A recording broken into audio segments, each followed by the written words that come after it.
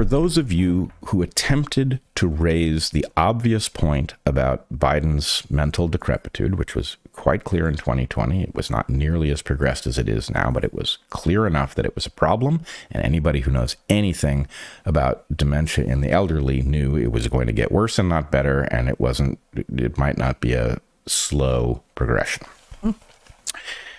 Okay, so in 2020, we were not supposed to talk about that, right? We were told that that was some kind of right-wing conspiracy theory, and that he was just fine, and that everybody around him knew it.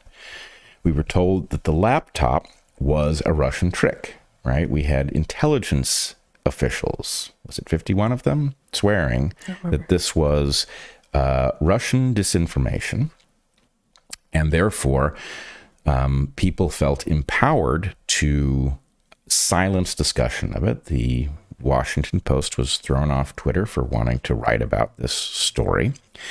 The Washington Post? No, not the Washington Post. What did I say? The New York Post. Yeah. Sorry. They didn't want to write about this story. No. Right. Democracy dies in darkness, right? Yeah, that it does. And nobody can hear it scream. And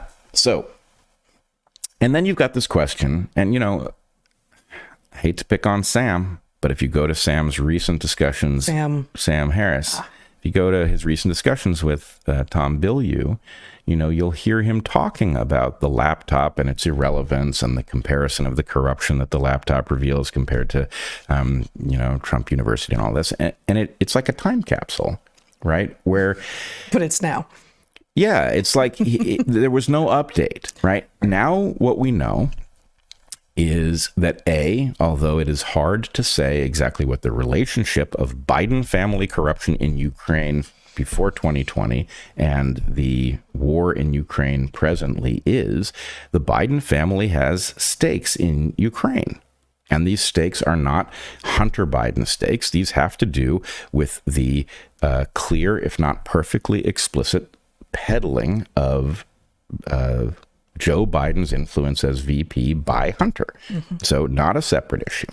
So all I'm getting at is the New York Times participated in an effort to silence a story about Biden family corruption, about Ukraine, about Hunter and Joe, about the laptop, which is absolutely real. The FBI has told us that. So that story now holds all of our fate in the balance. We are now involved in what happens when you don't report that story in a timely way, right? The New York Times, this is going to shock a lot of people. The New York Times, which is a newspaper. No, it's not. It is a newspaper. That's the history. Look it up. That's where I do my Wordle.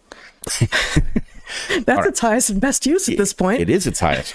That and bird cages. But the newspaper, the New York Times, not only didn't report, but participated in blocking this story by portraying it as a right-wing conspiracy theory. Mm-hmm. Right. And it is the most important story from 2020, not a sidelight or a distraction from the election. It was the central question. And we are now living the nightmare that happens when you don't report it in real time.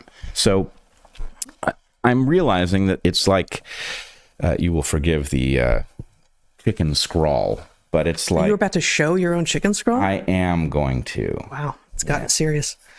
It's gotten that serious. Mm-hmm. That says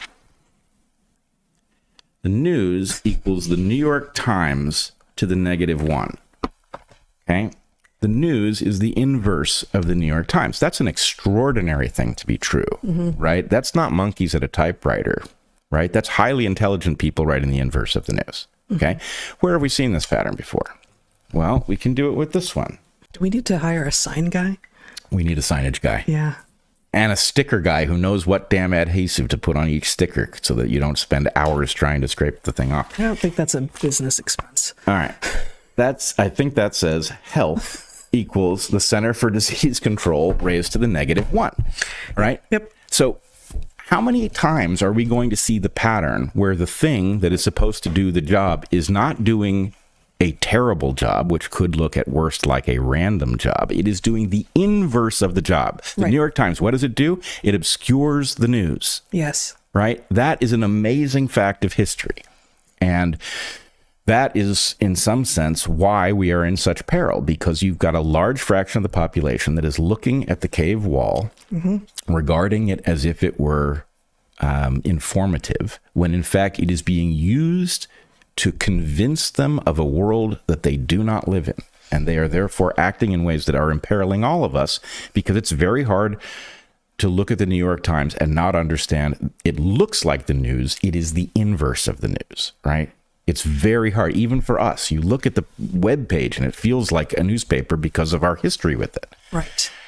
I can't find it now, but one of the paragraphs that I read from Common Sense, written by Thomas Paine in 1776, prompted me to say exactly this about our trust in institutions, right? That these institutions that have or have not doesn't matter now, right? For this, that have or have not been doing the work that they claim to do. That is, what was in the package was the same as what the package said on the outside, to use your framing, although I did that less well than you do. They either did do that in the past, or they convinced everyone they did that in the past, such that now you have all of these people looking at these packages that say on the outside news and health.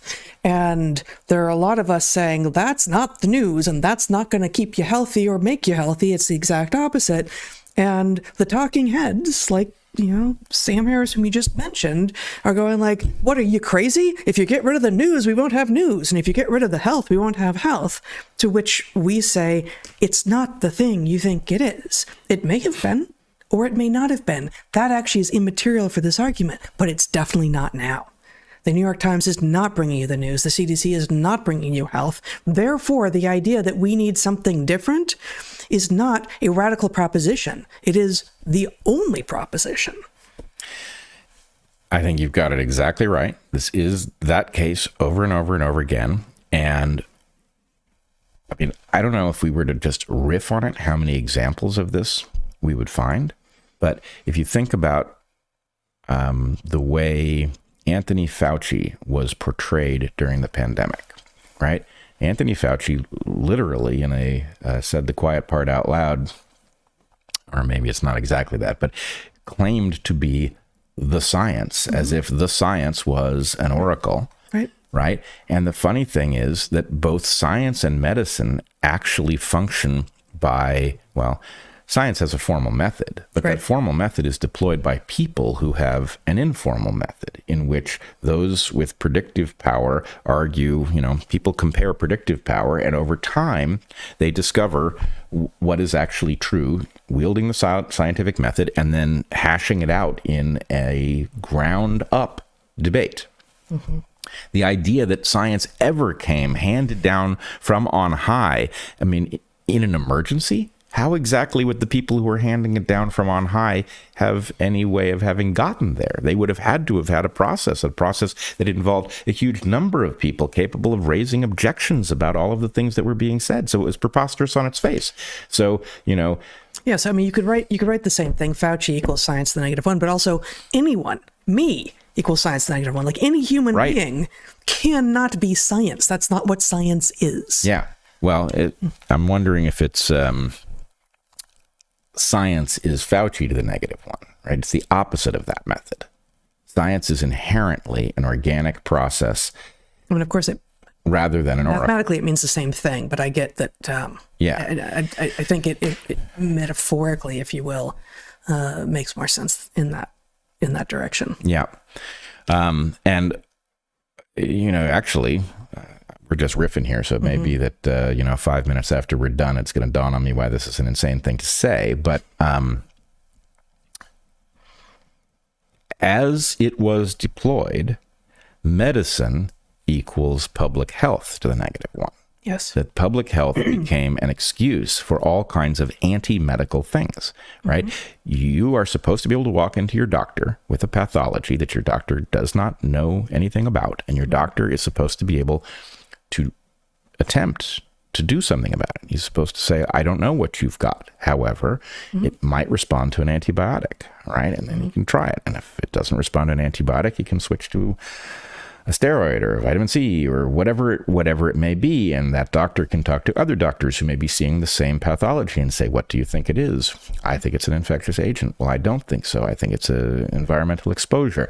That conversation is an organic, from the ground up medical process that results in the discovery of both the nature of disease and the useful mechanisms of addressing it. And what we got was, there shall be no medicine. Why? Because public health. And unfortunately, I have now many friends in public health. Yep. They don't understand that their discipline has been hijacked and is being used as a disguise for something that is not interested in making people healthier or safer, for whatever reason. Yes. Yeah. All right. So I like your point about Sam and his attachment to institutions. The thing about institutions is we do need them. Nobody is arguing otherwise. No, we have not ever argued otherwise. It is not anything short of a 5-alarm emergency that our institutions are failing us. That is a desperate situation. It doesn't make them more trustworthy than they are.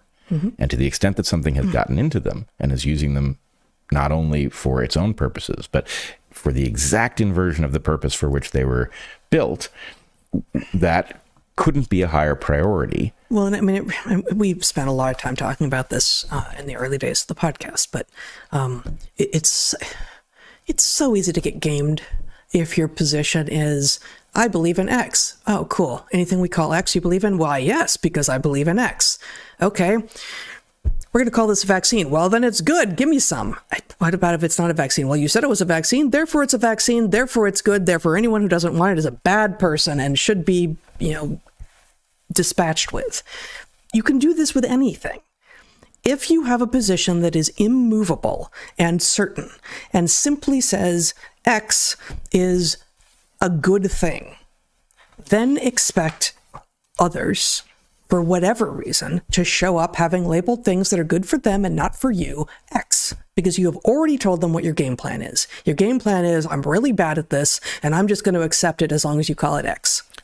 It's really obvious. For a lot of people, they have now been through several rounds of feeling very, very certain of something. And frankly, demonizing people who disagreed with them because they thought you would have to be broken in some serious way to have another point of view.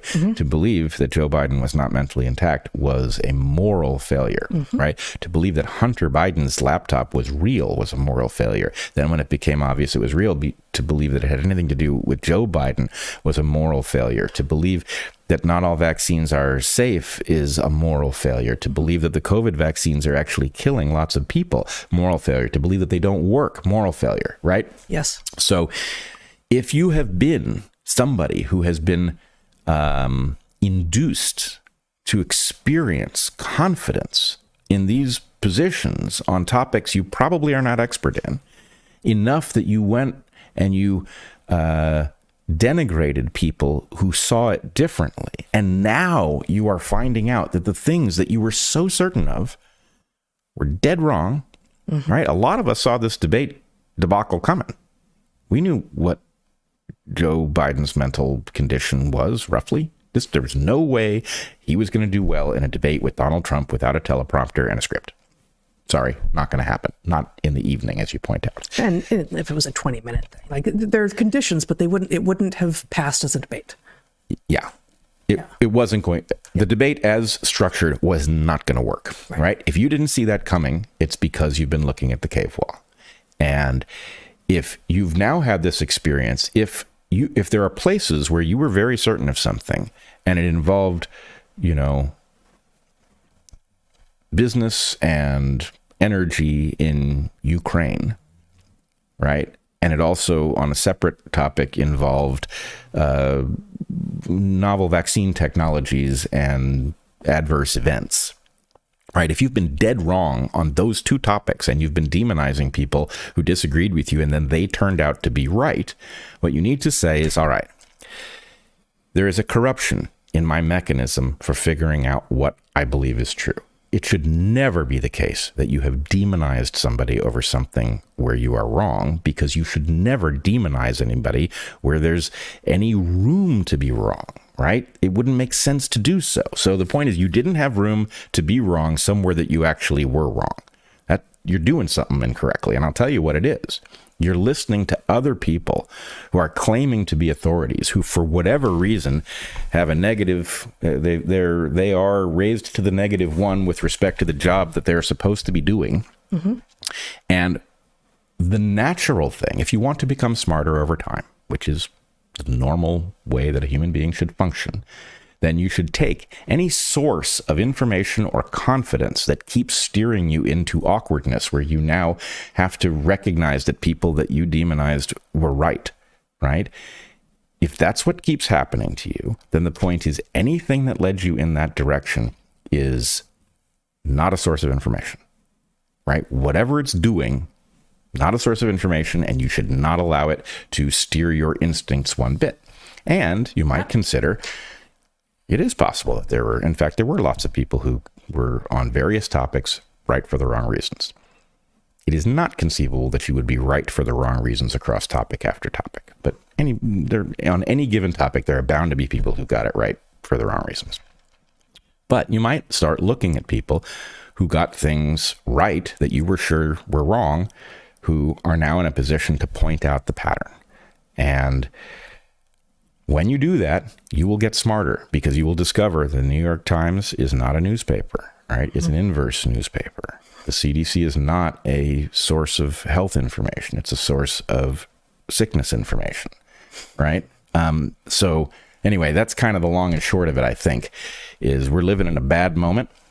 It is a moment at which we need institutions. Our government is thoroughly compromised. And I guess my final point would be, on July 4th, tomorrow, as you are considering the meaning of the moment, realize that good people all have the same jeopardy. We have the same enemy, even if we don't know its name or its address.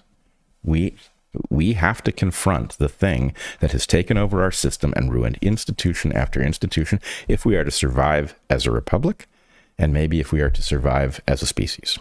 So what that means is that your ideological differences mean nothing. They're going to be washed over by history. Whatever happens is either going to be some sort of a rebirth in which we rediscover the values on which the republic was founded, and maybe we fix the mechanisms by which they are deployed and protected, or we're going to fail to do that, and we are going to suffer some arbitrarily terrible fate. And that ought to unite us together, because, what difference does it make whether you see yourself as a liberal or conservative? There's common sense, and there's everything else.